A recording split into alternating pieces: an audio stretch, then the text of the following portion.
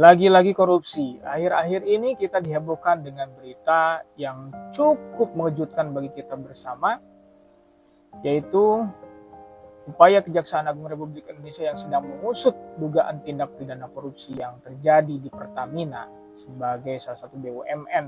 Ya. Padahal belum lama ini kita dihebohkan dengan dugaan tindak pidana korupsi, bahkan sudah vonis gitu ya, sampai di tingkat banding, yaitu di sektor timah. Seakan ini tidak berhenti, hampir semua sektor terjadi tindak pidana korupsi, terutama di sektor tambang. Maka tidaklah heran kalau sampai saat ini ternyata negara Indonesia belum benar-benar menjadi negara yang maju, gitu ya. Karena salah satu faktor penyebab utamanya yaitu adalah korupsi yang terjadi di mana-mana. Nilai kerugian negaranya pun cukup fantastis, sampai menyentuh ratusan triliun. Bahkan diproyeksikan kalau diakumulasikan dari tahun ke tahun, itu bisa sampai 1 kuadriliun atau bahkan 1000 triliun. Duit segede itu luar biasa sekali. Oleh sebab itu, maka perlu ada satu refleksi bersama ya, yang secara masif kita lakukan. Kenapa ini terjadi berulang-ulang?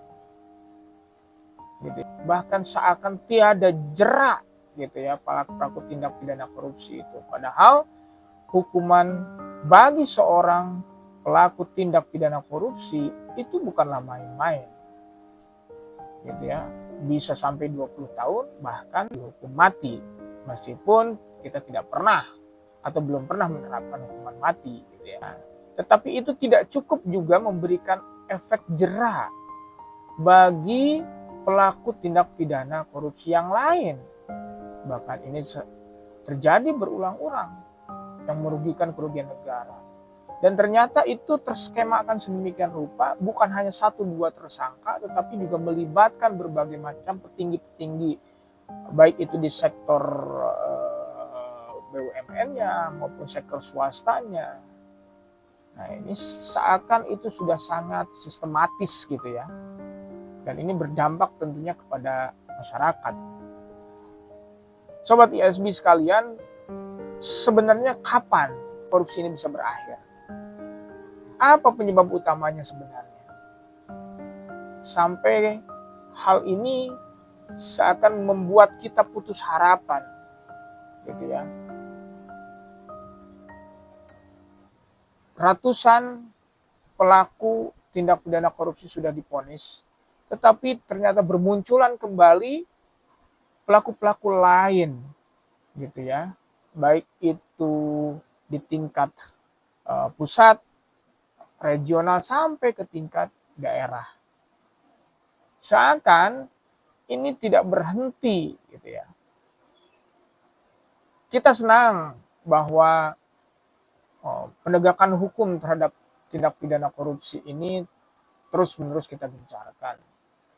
Namun juga pertanyaannya, apakah itu bisa dianggap sebuah keberhasilan? Ya, untuk sementara. Tetapi sebetulnya tujuan kita adalah bukan menghukumi orang sebetulnya. Tujuan kita adalah bagaimana kesejahteraan dan keadilan bagi bangsa ini tercapai. Salah satu upaya yang dilakukan adalah menguatkan komitmen penegakan hukum, terutama adalah penegakan hukum di bidang tindak pidana korupsi. Yang jelas dan nyata bahwa korupsi adalah persoalan atau masalah besar dan fundamental bagi bangsa ini. Gitu. Karena kalau sudah tidak ada lagi korupsi, maka dimungkinkan atau dipastikan Republik ini akan betul-betul sejahtera, sehingga tujuan negara apa yang termaktub di dalam konstitusi itu bisa betul-betul tercapai. Salam pemberantasan korupsi.